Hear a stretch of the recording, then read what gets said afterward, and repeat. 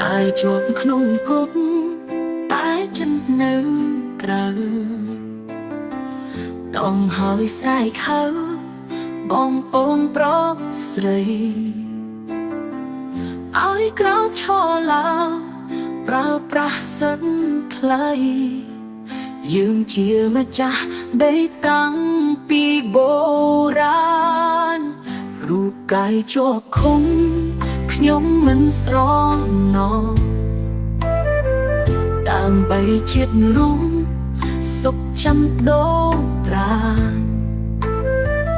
ទុំតែបេះដូងជូនញាតសន្តានតាពួយក្លាហានធ្វើជាគំរូស្រណោះកាយព្រួនឃ្លាតមិនបានលាបបមីមានរួនគ្នា